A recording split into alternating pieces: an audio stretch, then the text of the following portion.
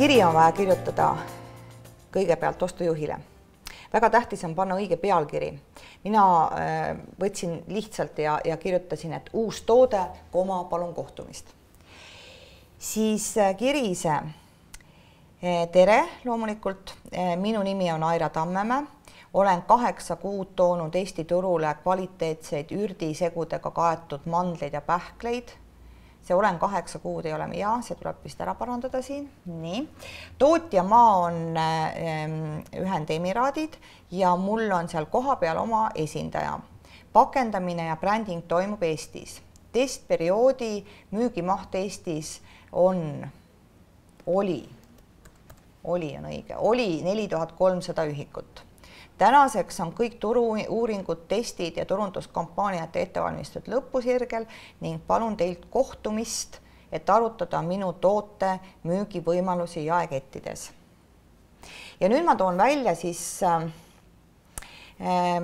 mis asjad mul on olemas, nagu lepingud ja litsentsid toote importimiseks ja müügiks Eestis, siis tarbijate uuringud, hinna kvaliteedi positsioneerimine, Facebooki fänniklubi, edukad müügikampaaniad, reaalne müügikogemus, Identity poolt töötatud pakend, Identity poolt töötatud turunduskampaania ja siis ma panen siia lühidalt, et tootmisvõimalus on esimesel aastal 20 000 ühikut ehk siis pakendit ja müügikäive prognoosi panin ka ära.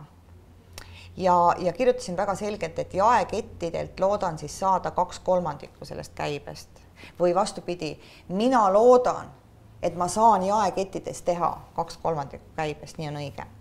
Ja siis palun võimalust kohtumiseks ja väga oluline on meilile panna ka midagi juurde, mingid sellised olulised asjad. Esmane pakkumine võiks tulla hankijalt meile meilitsi.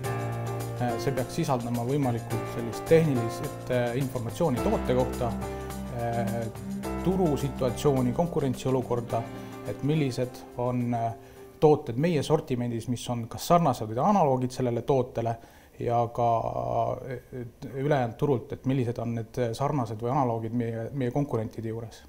Et siis on kergem ja kiirem ostujuhil seda analüüsitööd tegema hakata.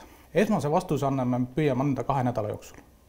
Et siis sealt edasi tegelikult sõltub sellest, et milline see pakkumine on. Et kui on tegemist sellise strateegilise tootega, siis see analüüs tehakse ära kiiresti ja vastus siis kas ei või jaa tuleb ka 2 nädala jooksul. Kui on tegemist võib-olla mitte nüüd sellise A-kategooria tootega, siis selle jaoks on ostujuhtidel 2 korda aastas sortimenti analüüse läbivaatamine ja siis ka vajadusel muutumine. Ja need ajad siis edastatakse koos selle esmase vastusega hankijale. Kuu jooksul on see arv ikkagi nagu väga suur, aga osad ostujuhid saavad päevas ikkagi nagu 100 pakkumisi. Et neist mingi osa tuleb Eestist, mingi osa tuleb Euroopast, on meil Hiinast. Poolast on palju pakkumisi, et kõik need tuleb kuidagi moodi läbi vaadata ja kõikidele neile tuleb ka anda sellised korrektsed vastused.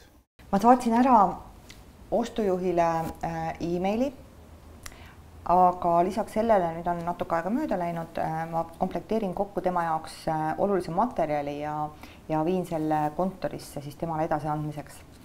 Ja ma panen, siin on siis minu toote kaaned ja ma panen siia vahele kõigepealt toote lehe, ehk siin on peal oluline informatsioon selle toote kohta ja argumendid ka, aga argumendid on siis sõnastatud mitte minu seisukohalt, vaid ikka lõpptarbija ja ka jaeketi seisukohalt. Et näiteks, et tõestatud müügivõimekus, sealhulgas fännide hulk 4200 ja investeeringud on tehtud sujuvasse logistikasse. Panen selle siia juurde, see on peamine asi ja lisan siia juurde ka oma turu-uuringu tulemused. Siin selline segadus, mis on täiesti arusaadav. Need turu-uuringu peamised näitlejad, need panen siia juurde ja ühtlasi siis panen juurde ka oma toote. Kirjas ma kirjutasin, et see toode ei ole veel lõplik, et see on see, kuidas ma teda praegu ise müün, aga jaekettide jaoks tuleb mul eraldi pakend. See läheb nüüd poodi.